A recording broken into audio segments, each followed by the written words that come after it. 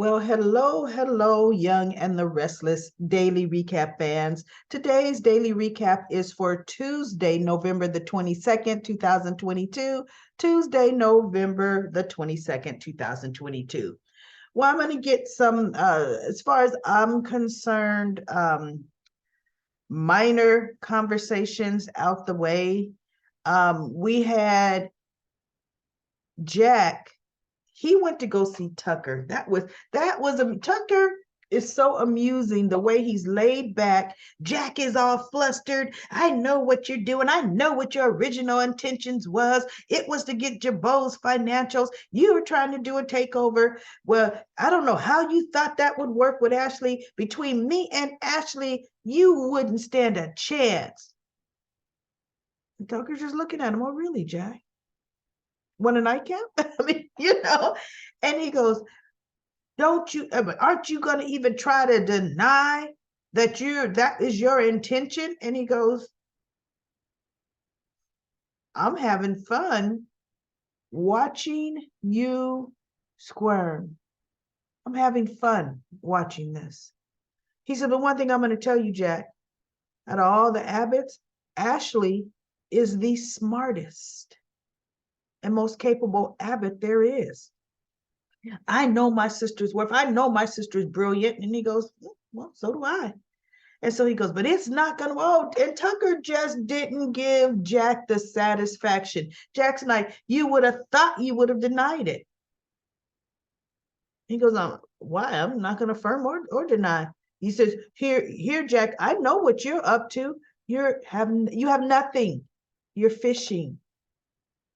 You're on a fishing expedition. I'm not going to give you anything. I'm surprised Tucker he should have undermined Diane a little bit there.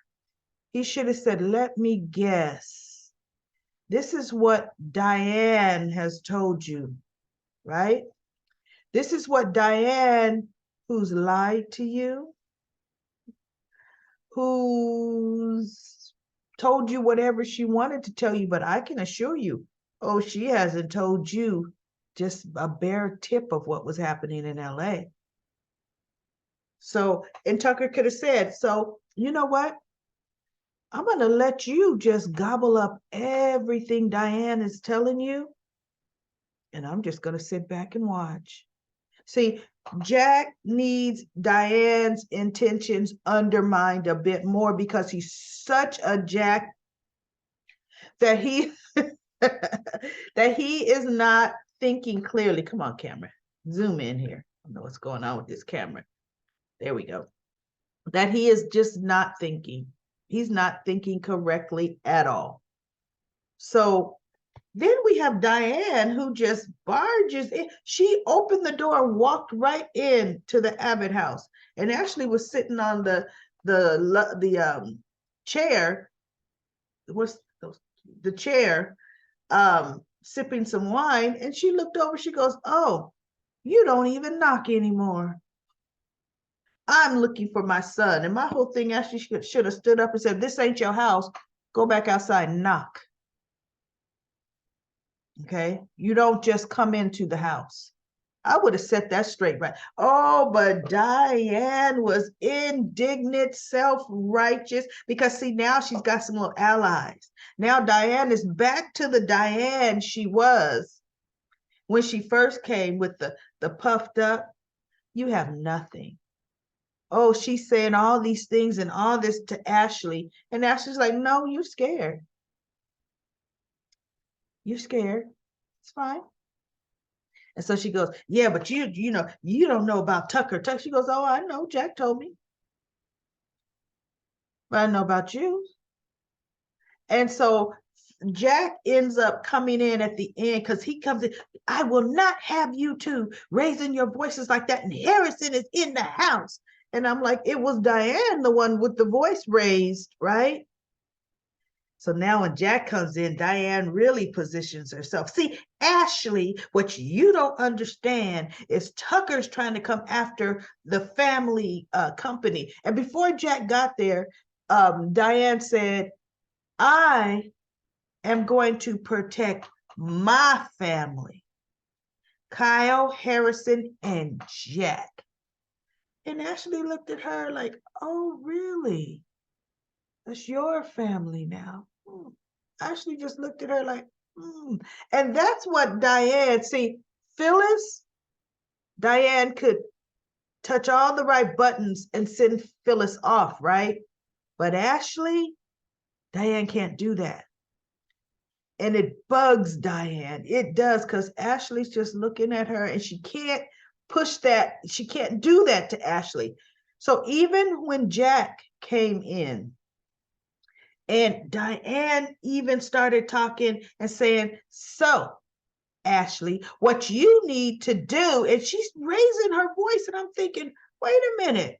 Jack just walked into the house and said, I'm not going to have voices raised. And Diane was ramping up to level 8 right there. And Ashley's just standing there looking like, oh, isn't this a good show?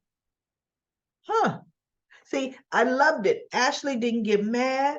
She didn't react. And she's looking at Jack, and Jack goes, well, I just came from a conversation with Tucker, and I believe Diane is right. Ashley looks at Jack, and she looks at Diane, and Diane said, so what we all need to do is band together, and we need a weapon against Tucker. An inside, that person is me. I'm perfect for that. And Ashley just looks like, wow.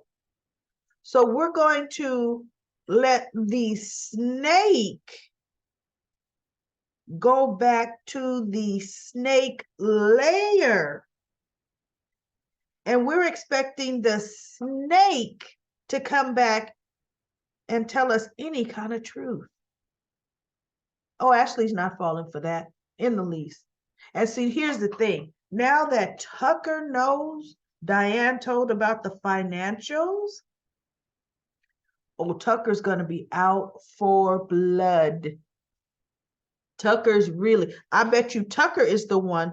Not only, look, when Jeremy gets out of jail, Tucker will probably have a limo be waiting outside the jail for Jeremy, and Tucker will probably fly him to Genoa City. Oh, Tucker's definitely going to bring Jeremy Stark to Genoa City. It's going to be good. It is going to get good now. I'm liking that, because now they feel like Diane and Jack, that they can come up against Tucker. And one thing Tucker said to Jack, he goes, I like the way you said, I don't stand a chance against you and Ashley. He said, because one thing you know, Jack, you are no match for me. Jack got scared there. Jack got scared there. Okay? Because honestly, in Jabot, the only person that will be able to fight Tucker on his level is Adam. Adam is the only one. But right now, Adam is so busy, can't get his head in the game, sat there and got drunk watching Nick and Sally. And when Nick walked away, he humiliated his drunk self, asking Sally to marry him. Now, you've been watching this chick kissing all over your brother as you drink it more and more. So you feel because your brother walked away, I'm going to go and propose marriage to her. And how was that supposed to work, Adam? How was that supposed to work out? Because it sure didn't. Nick ends up coming back, and then Adam ends up leaving, but Adam shows up at Sally's hotel room later. I thought, uh-oh, don't let him rape Sally drunkenly. Or I actually thought this was going to be where Sally had a moment of weakness and sleeps with Adam, because we still don't have the whole who the baby daddy thing yet, right? She still has not slept with Adam. So if she comes up pregnant, it is definitely Nick's, right? So anyway, they talked, and she's like, no, you were drunk. And he goes, no, but I wanted to let you know, I didn't say that in a moment of drunkenness. But then Adam ended up insulting her, saying, "Look, you only with my brother to get back at me, and he's only with you for the sex." And I'm thinking, whoa, right? Yikes. And so that didn't endear himself to her at all. So, Adam is just making it worse. Adam is making it worse. So now we have one of my fast becoming unfavorite topics people, Billy Abbott. Mind you, he's on his way to Crimson Light to meet Chelsea, right? So he gets there and he sits down and he goes, how did the talk go with Connor? So she goes, well, okay, it went well.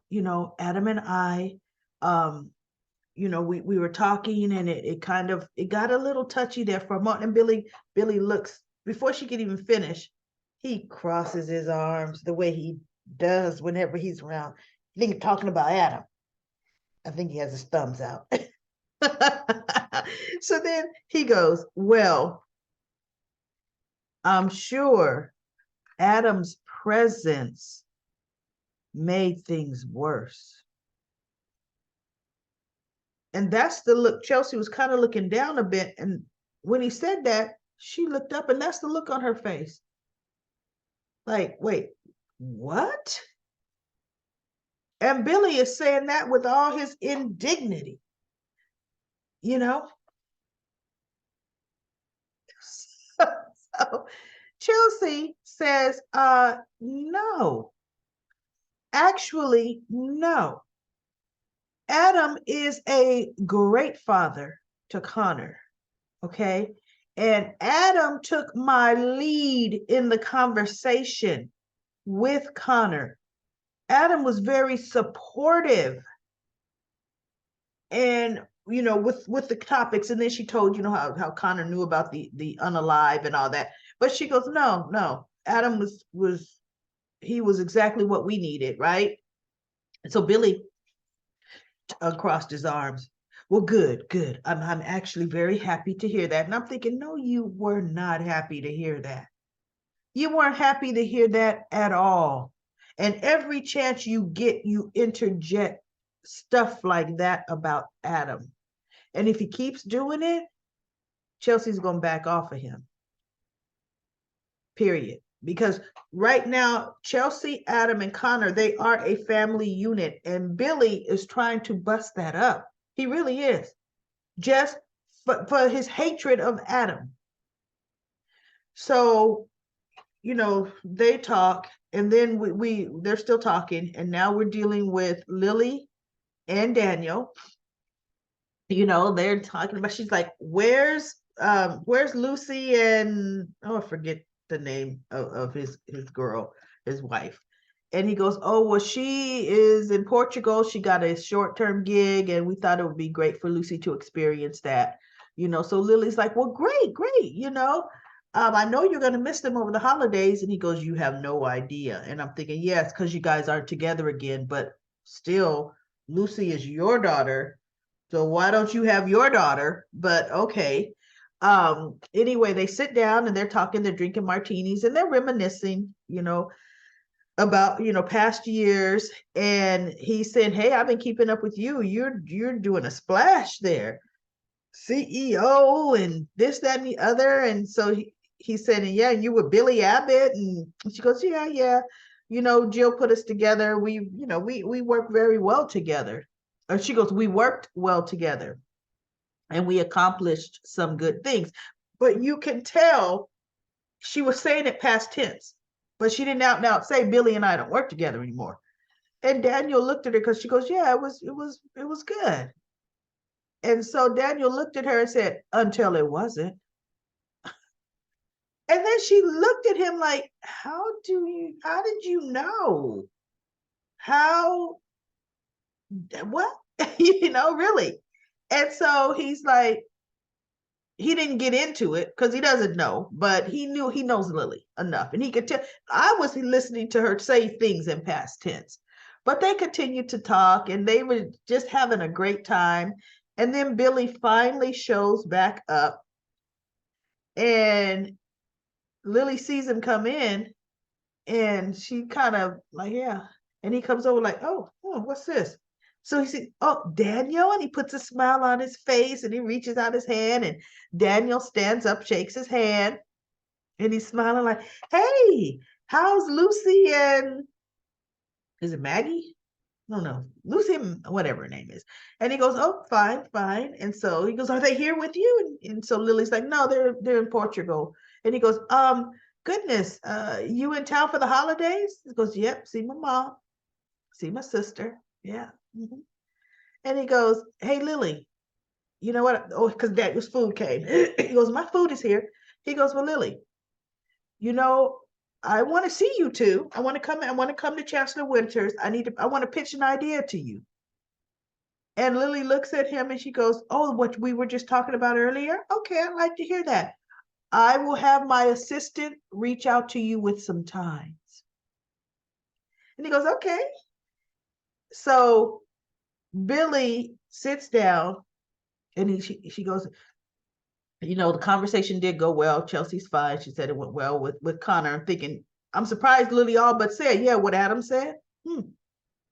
Adam was correct, right? So Billy's like, but Lily, she goes, you know what, for the holidays, I was thinking, Billy, why don't we just help Sharon? You know how every Thanksgiving she serves the homeless and those less fortunate. Why don't we volunteer and help her this year? And Billy said, yeah, you know what? That sounds great. Yeah, that sounds good. He goes, but I want to run something by you. And Lily looks at him. And in my mind, I'm thinking it better be, listen, Victoria told me Johnny and Katie, how about I spend Thanksgiving, with Johnny and Katie, especially with what Johnny went through, with Chelsea. We want to kind of, and Lily would have been like, oh, okay, you know what? Okay. Because see, now I can, my Daniel's back. I got a buddy back. We could go volunteer together. I'll amuse myself, right? But she goes, what? She goes, let me guess. This involves Chelsea. And she's looking at him. And he goes, yeah, I mean, the holidays are usually rough and I don't want her to go through it alone. So I'm talking to you first, though. Talking to you first. I want to see um, if she has nothing, perhaps her and Connor could join us for Thanksgiving. And she goes, Billy, you don't know what plans. She probably has plans with Adam and Connor and her. And he goes, yeah, but Adam, he's so unreliable. Adam could do anything. And she looked at him and she said, you know what? Let's not make plans for Chelsea until she says she has nothing, until she reaches out. She goes, because you are making plans, holiday plans for her. She's kind of letting them know that's inappropriate. What? you know? And so Chelsea runs and he goes, no, right. We'll play that by ear. Because he realizes he's trying to just take over the whole situation. And I'm happy Lily did some pushback there. Wait a minute. You are just being presumptuous here. So Chelsea is walking out of Crimson Lights with some treats, and Nick is coming in. He goes, Chelsea. She goes, yeah. She goes, tells him she's living upstairs in the apartment now, and she was bringing Connor some treats. So when he wakes up in the morning, he could have these treats, right? So Nick says, I'm doing the same for Christian.